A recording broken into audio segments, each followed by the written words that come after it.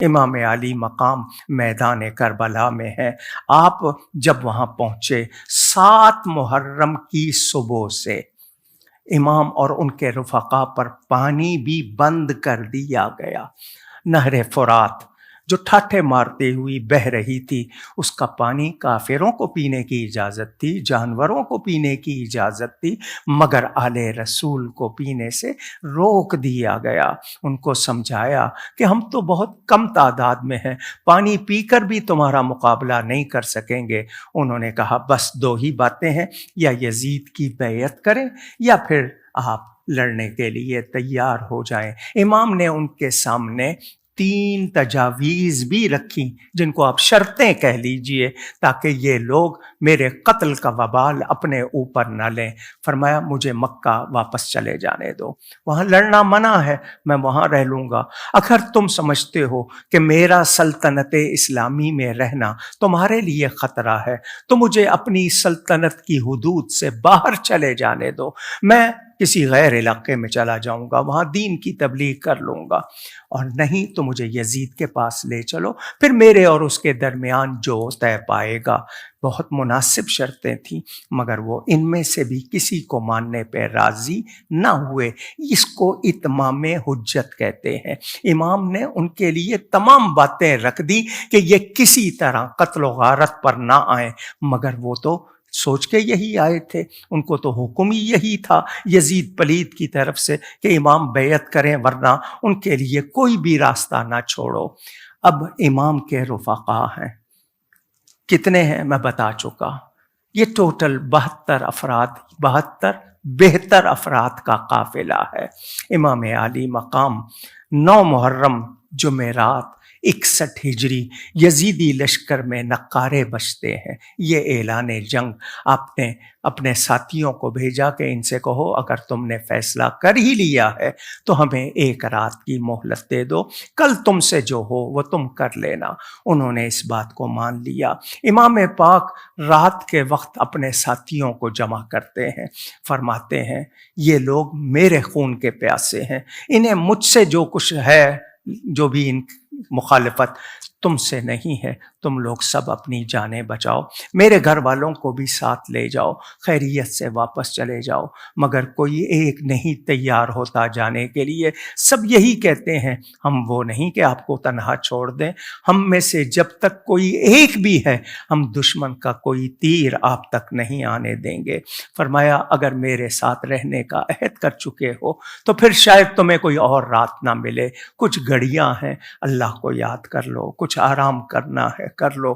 جمعہ کا دن 10 محرم یوم عاشور، جس کو آپ عاشورہ کہتے ہیں، عاشورہ 10ویں کو ہی کہتے ہیں، وہ طلوع ہوا۔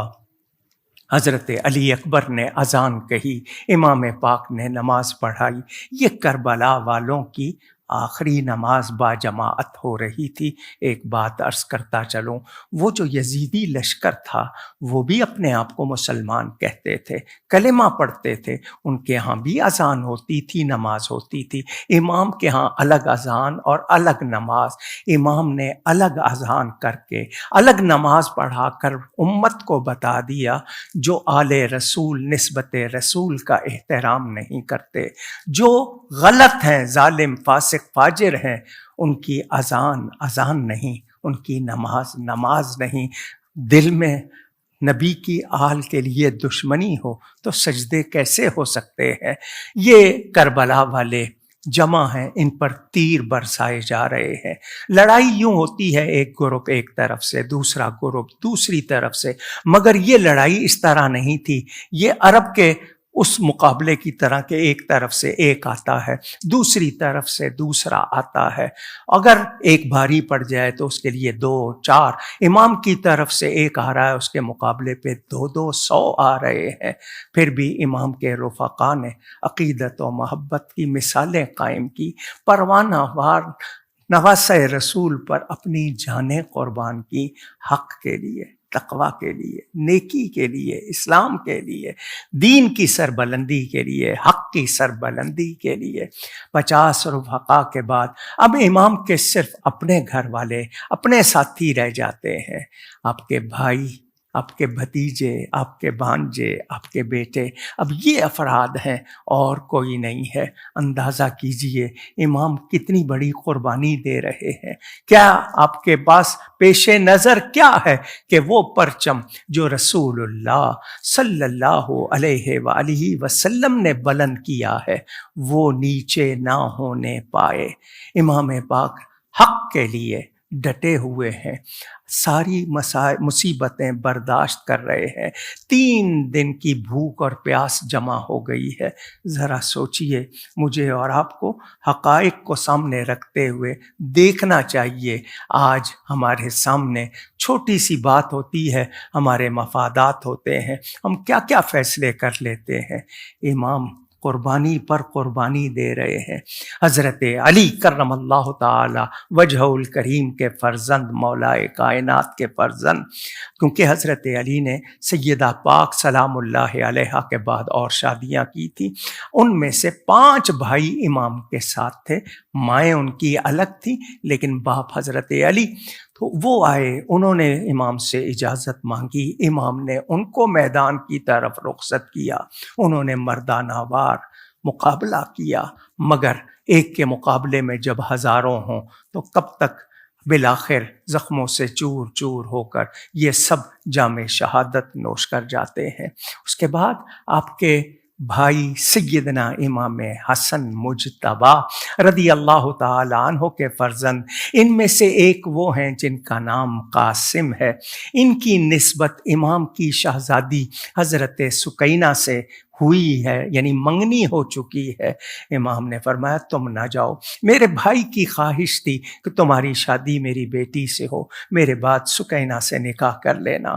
انہوں نے کہا ابا جان نے مجھے ایک وصیت کی تھی، میں نے اس کو بطور تعویذ ہر وقت اپنے ساتھ رکھا ہوا ہے۔ ابا جان نے کہا تھا جب کوئی مشکل وقت آئے اس کو کھول کے پڑھنا اور اس پر عمل کرنا، آج سے زیادہ مشکل وقت کون سا ہوگا؟ میں نے اسے کھولا اور پڑھا ہے، اس میں یہی لکھا ہے ایک دن میرا بھائی دشمنوں میں گرا ہوگا، میرے بیٹے اس وقت اپنے چچا پر اپنی جان قربان کر دینا۔ حضرت نے نہ بیٹی کے مستقبل کو دیکھا، نہ جوان بتیجے کی جوانی کو دیکھا تو بس یہی کہ نانا جان کا دین سر بلند رہے۔ امام نے ان کو بھی رخصت کیا میدان کی طرف۔ یہ چاروں بتیجے، ذرا نام سن لیجئے، میں آپ کو اس لیے بتاؤں کہ آپ کے سامنے یہ بات بھی آ جائے۔ حضرت علی کے فرزندان جو اس وقت ساتھ تھے ان کے نام بھی سن لیجئے تاکہ آپ کو پتا ہو۔ حضرت علی کے ایک فرزند کا نام ہے عباس علمدار، دوسرے فرزند کا نام جو کربلا میں ساتھ تھے ان کا نام ہے محمد بن علی، تیسرے جعفر بن علی، چوتھے عمر بن علی، اور 5ویں عثمان بن علی رضی اللہ عنہ۔ حضرت امام حسن کے بیٹوں کے نام، ایک کا نام ہے قاسم، دوسرے کا نام عبداللہ، تیسرے کا نام ابو بکر بن حسن، چوتھے کا نام عمر بن حسن۔ کیا یہ نام آپ کو کچھ بتا نہیں رہے؟ ہمیشہ نام بچوں کے، دوستوں کے نام پہ رکھے جاتے ہیں، پیاروں کے نام پہ رکھے جاتے ہیں۔ حضرت علی اپنے فرزندان کے نام جو رکھ رہے ہیں، امام حسن اپنے بچوں کے نام جو رکھ رہے ہیں، کیا پیغام ہے؟ ان میں آپس میں محبت ہی محبت تھی، یہ ایک دوسرے کے وفادار تھے، پیارے تھے۔ لڑائی آج کے لوگوں نے ڈالی ہوئی ہے، ان میں صحابہ و اہل بیت میں بہت پیار تھا، کیونکہ میدان کربلا میں امام کے ساتھ 5 سے زائد صحابہ کرام بھی تھے، یہ خود آئے تھے، ان کے پتہ تھا کہ امام جا رہے ہیں، کہاں جا رہے ہیں اور کس مقصد کے لیے جا رہے ہیں۔ حضرت عباس علمدار، ان کو حضرت نے اپنا جھنڈا دیا تھا، اس لیے ان کو علمدار کہا جاتا ہے، جھنڈا اٹھانے والے۔ وہ بھی گئے، پانی لینے گئے، مگر ظالموں نے انہیں پانی نہیں لینے دیا، ان کے ہاتھ کاٹے، ان سے ویسے تو کوئی مقابلہ نہیں کر سکتا تھا، پیچھے سے وار کر کے ان کے بازو کاٹے، ان کے جسم کے ٹکڑے ٹکڑے کیے۔ آج بھی کربلا میں ان کا مزار کچھ فاصلے پر ہے، کیونکہ ان کا مقدس لاشا اٹھایا نہیں گیا۔ ایک امام تھے، ہر ایک ساتھی کا لاشا اٹھا کر خیموں کے پاس لا کے رکھتے تھے، لیکن حضرت عباس کا لاشا مبارک اس قدر زخمی اور کٹا ہوا تھا کہ اسے اٹھایا نہ گیا۔ امام کے بھانجے محمد و عون سیدہ زینب جو امام حسین کی بہن ہیں، ان کے فرزند، انہوں نے بھی اجازت چاہی، امام نے ان کو بھی رخصت کیا۔ ظالموں نے ان پھولوں کو بھی تڑپا دیا، تیروں سے چھلنی کر دیا۔ امام کے اپنے فرزند علی اکبر، امام کے 3 شہزادے ہیں، تینوں کا نام علی ہے۔ پہچان کے لیے جو پہلے ہیں علی اکبر، دوسرے علی اوسط، تیسرے علی اصغر۔ یہ جو منجلے ہیں دوسرے علی اوسط، ان کا لقب زین العابدین ہے، عبادت کرنے والوں کی زینت۔ روزانہ بلا ناغہ 1000 نفل پڑھا کرتے تھے۔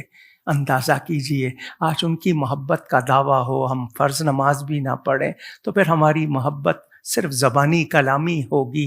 امام عالی مقام کے یہ فرزند علی اکبر ہو بہو تصویر تھے نبی پاک صلی اللہ علیہ وآلہ وسلم کی۔ سیدنا امام حسن سر سے لے کر سینے تک، اور سیدنا امام حسین سینے سے لے کر پاؤں تک تصویر تھے نبی پاک صلی اللہ علیہ وسلم کی۔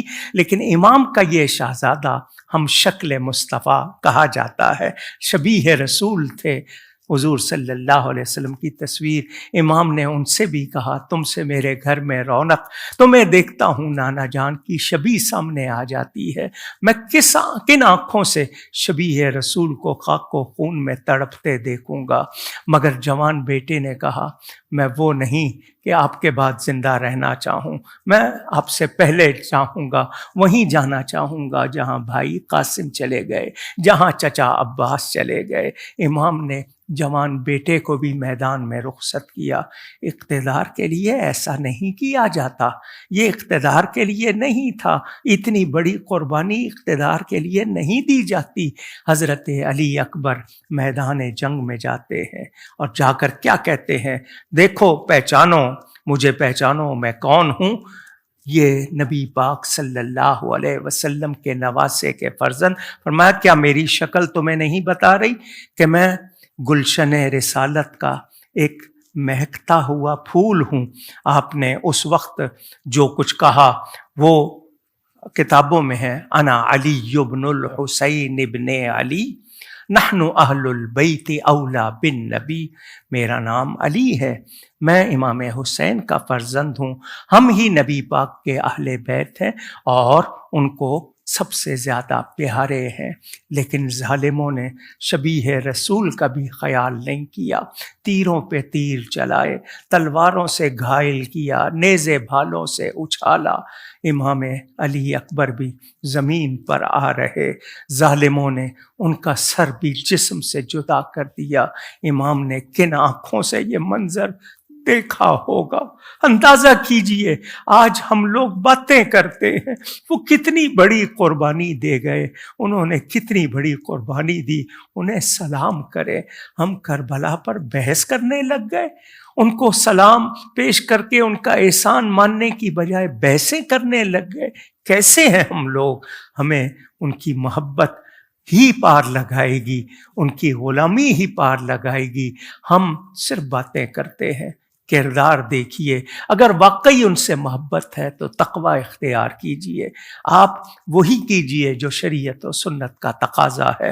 حضرت علی اکبر کی شہادت کے بعد امام کا ایک ہی فرزند، ایک بیٹے جو علی اوسط ہیں زین العابدین، یہ بیمار تھے، اٹھے، اجازت چاہی، امام نے ان کو اجازت نہیں دی۔ فرمایا میرے نانا جان کا فرمان، میری اولاد قیامت تک رہے گی، اب تم ہی میرے ایک بیٹے ہو، تم ہی سے میری اولاد کا سلسلہ چلے گا۔ سنو میں تمہیں کچھ وصیتیں کرتا ہوں، تم نے شریعت و سنت کی ہر حال میں پابندی کرنی ہے، ظلم کا ساتھ نہیں دینا، ظالم کا ساتھ نہیں دینا، راہ حق میں جو تکلیفیں آئیں وہ سہ لینی ہے، مگر کبھی بھی شریعت و سنت کے خلاف نہیں کرنا، اپنی ماؤں بہنوں کے ساتھ بطور محرم رہنا، اور جب کبھی تکلیفیں سہتے ہوئے مدینہ منورہ پہنچو سب سے پہلے نانا جان رسول اللہ صلی اللہ علیہ وآلہ وسلم کے روضے پر جانا، میرا سلام کہنا، اور کہنا نانا آپ کے نواسے نے آپ سے کیا ہوا وعدہ پورا کر دیا، سارا منظر آنکھوں دیکھا حال سنانا۔ پھر میری ماں سیدہ پاک سلام اللہ علیہا کے بھی روضے پہ جانا، ان کو بھی میرا سلام کہنا۔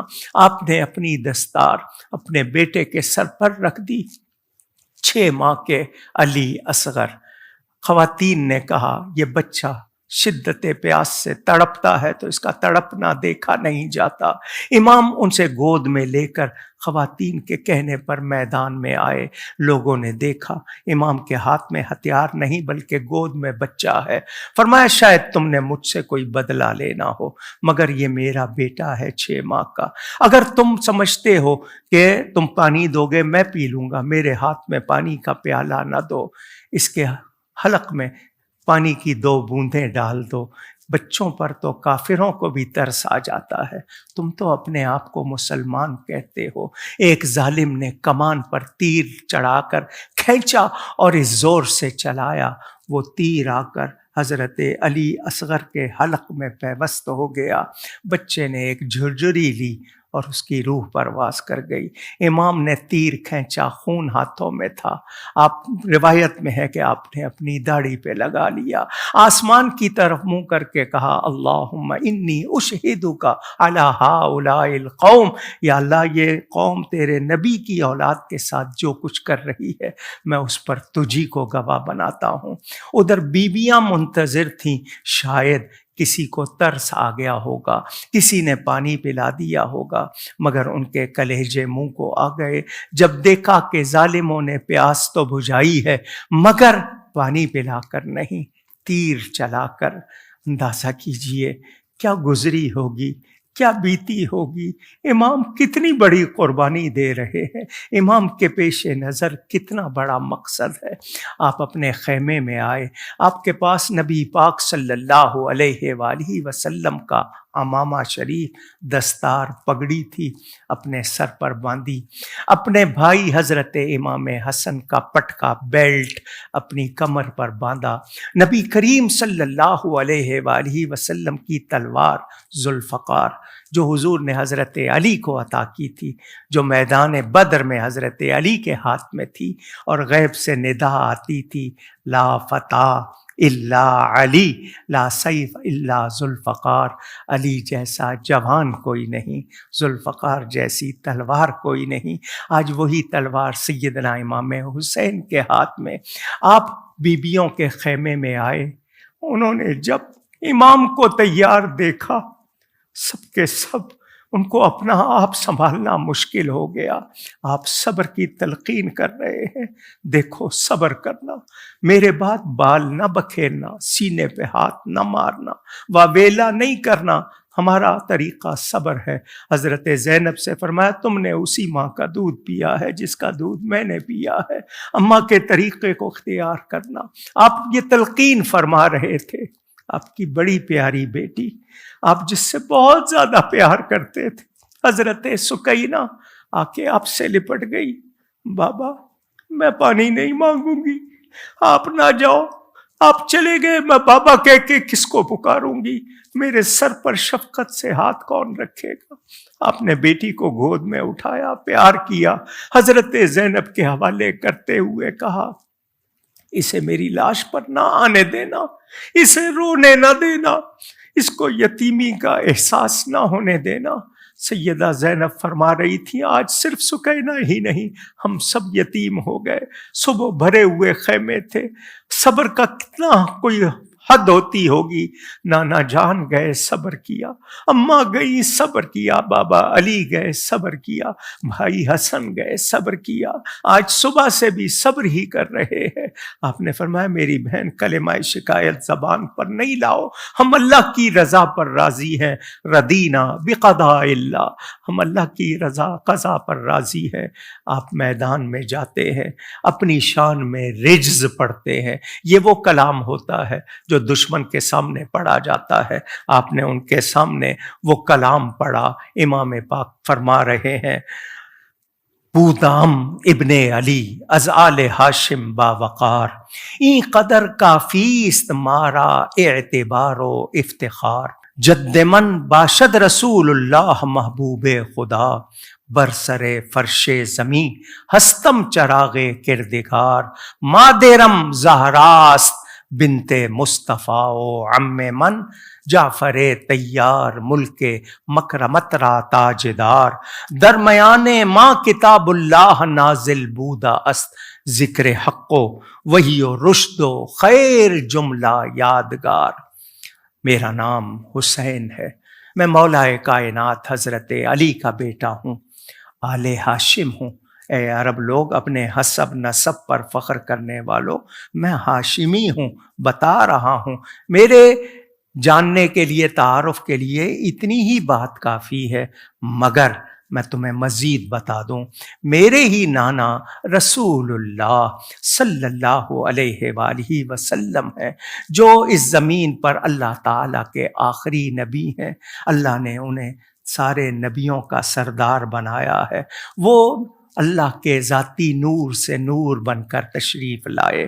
میری ہی ماں سیدہ فاطمہ زہرا ہے، جو جنت کی اور سارے جہانوں کی عورتوں کی سردار ہے، اور میرے ہی چچا حضرت جعفر طیار ہے، جن کو اللہ نے زمرد کے پر دیے ہیں، جو فرشتوں کے ساتھ پرواز کرتے ہیں۔ نبی پاک صلی اللہ علیہ وسلم ایک مرتبہ مدینہ منورہ میں تشریف فرما، سلام کی آواز آئی، آپ نے اوپر منہ کر کے جواب دیا۔ صحابہ نے پوچھا یہ کون تھے؟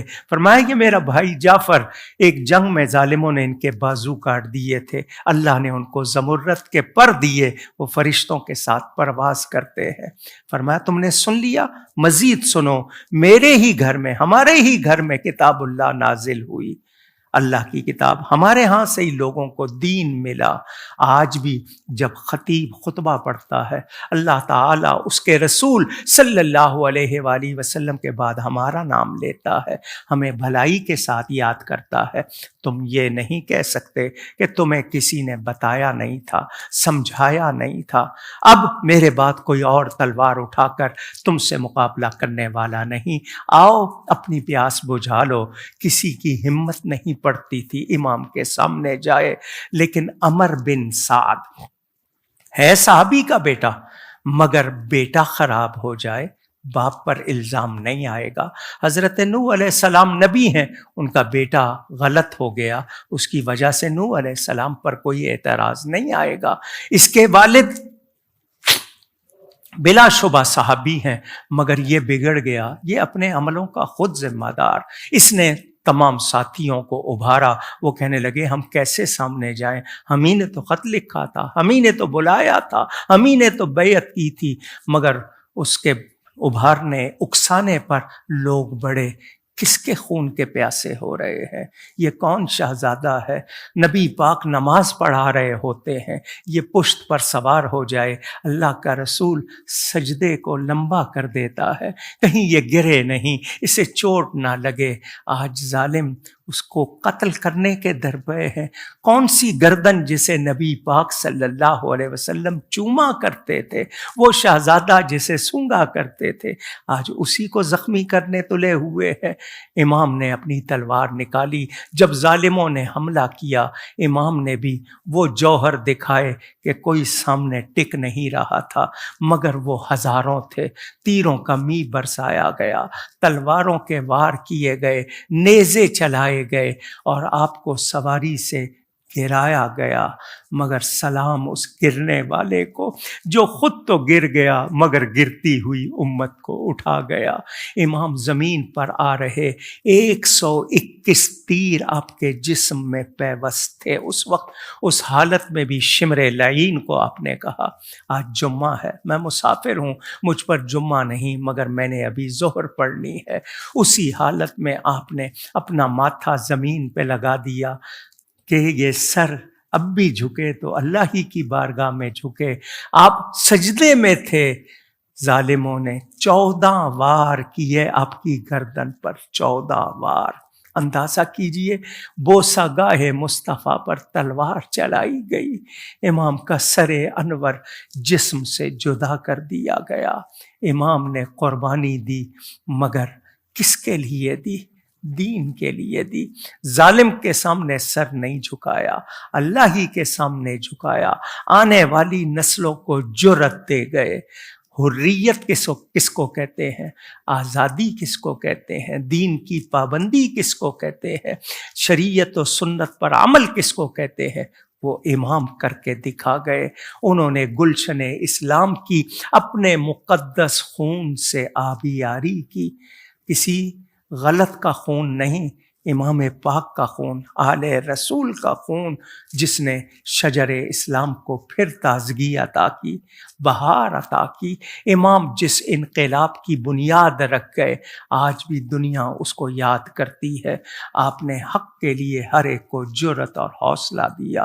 امام عالی مقام کے شہادت کے بعد بھی ظالموں نے بس نہیں کی، آپ کے مقدس بدن سے آپ کا لباس اتار لیا، آپ کو برہنہ کر کے آپ کے مقدس جسم پر گھوڑے دوڑائے، آپ کے جسم اقدس کو گھوڑوں کے سموں سے پامال کیا۔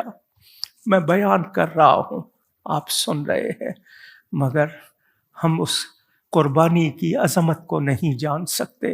امام پاک نے یہ سب کچھ کیوں کیا؟ صرف تقوی کی بقا کے لیے، حق کی سربلندی کے لیے۔ آج اسلام اپنی اصل پر ہے تو یہ ان کی قربانی کا ثمر ہے۔ ظالموں نے اس پر بھی بس نہیں کی، خیموں کو آگ لگائی۔ وہ شہزادیاں، نبی پاک کے گھر کی شہزادیاں، ان کے سروں سے چادریں کھینچی گئی، ان کا زیور چھینا گیا۔ کوئی میری آپ کی بہن بیٹی کو اس طرح کرے تو کیا لگے گا؟ یہ کون ہستیاں ہیں؟ آپ اندازہ نہیں کر سکتے کہ ظالموں نے اگر ظلم کی انتہا کی تو امام اور آپ کے گھر والوں نے صبر اور رضا کی انتہا کی۔ انہوں نے وہ قربانی، وہ امتحان جو ان کا ہوا، اس میں وہ کامیابی پائی جو صرف اہل رضا کا حصہ ہوتا ہے۔ امام عالی مقام کے گھر والوں کے سامان کو لوٹا جا رہا ہے، انہیں کھلے آسمان کے نیچے قیدی بنا کر بٹھایا جا رہا ہے۔ کبھی سوچا آپ نے، غور کیا آپ نے کیا کچھ ہوا؟ کیا یہ سب کچھ اس لیے کہ امام کو کوئی اقتدار چاہیے تھا؟ ہرگز نہیں، ہرگز نہیں۔ امام عالی مقام نے جو قربانی دی، پھر منسوب ربائی حضرت سیدنا خواجہ معین الدین حسن چشتی اجمیری سرکار غریب نواز رضی اللہ تعالی عنہ، شاہ است حسین، بادشاہ است حسین۔ حسین شاہ ہے، نہیں، وہ تو بادشاہ ہیں، شاہ بنانے والے ہیں۔ دین است حسین، دین پناہ است حسین، حسین دین ہے۔ ان کو دیکھو، ان کی ذات میں تمہیں دین کا عملی نمونہ ملے گا۔ نہیں، بلکہ دین ان کی ذات میں پناہ لیتا ہے۔ سرداد نہ داد دست در دست یزید، سر دے دیا اللہ کی راہ میں، یزید پلید کے ہاتھوں میں ہاتھ نہیں دیا۔ حقا کہ بنائے لا الہ است حسین، بنائے لا الہ، بنا کہتے ہیں بنیاد کو، کلمے کی بنیاد لا الہ، اللہ کے سوا کوئی معبود نہیں۔ یہ مراد ہے کہ امام نے اسی کو ثابت کر دیا قربانی دے کے کہ اللہ کے سوا کسی کی عبادت نہیں ہو سکتی۔ اسی کو یعنی اسلام کی بقا کے لیے انہوں نے اپنا کردار پیش کیا۔ کروڑوں سلام امام پر کہ انہوں نے بے مثال قربانی پیش کی۔ اور دیکھیں، کہنے والے نے کہا، شمشیر بکف قاتل ہو کھڑا اور کوئی رہے سجدے میں پڑا، کہتی ہے زمین کرب و بلا، اس شان کا سجدہ کھیل نہیں۔ امام آخری وقت میں بھی نماز پڑھ رہے ہیں۔ کتنا بڑا پیغام ہے پوری امت کے لیے۔ امام عالی مقام کی شہادت کے وقت کیا کیا ظاہر ہوا، اس کے بعد کیا کیا کچھ ہوا، پوری ایک تفصیل ہے۔ میں نے مختصر سی نشست میں آپ کے سامنے واقعات کو سمرائز کر کے، بہت مختصر کر کے بیان کیا۔ کیا بتانے کے لیے؟ اس قربانی کو یاد کریں، ہماری اگر چند اشک بہہ جاتے ہیں تو کیا صرف اتنا ہی محبت کے لیے، یا ہم ان کی بارگاہ میں کچھ ہدیہ پیش کر دیتے ہیں تو کیا صرف اتنا ہی؟ نہیں، یہ سب کچھ اپنی جگہ، مگر اصل کیا ہے کہ ہمیں اپنی زندگی میں سچ کو لانا ہے، تقوی کو لانا ہے، نماز کی پابندی، شریعت و سنت کی بقا کے لیے قربانی دینا، یہ معنی ذبح عظیم ہے۔ حضرت اسماعیل کے فدیے میں یہ اصل میں رسول اللہ کی شہادت کا ظہور ہے، حقیقت نبی پاک پر پوری ہوئی، ظہور دونوں شہزادوں سے ہوا۔ اللہ تعالیٰ ان پہ کروڑوں رحمتیں فرمائے۔ سلطان کربلا کو ہمارا سلام ہو، جانان مصطفیٰ کو ہمارا سلام ہو، تیغوں کے سائے میں بھی عبادت خدا کی برہان اولیاء کو ہمارا سلام ہو۔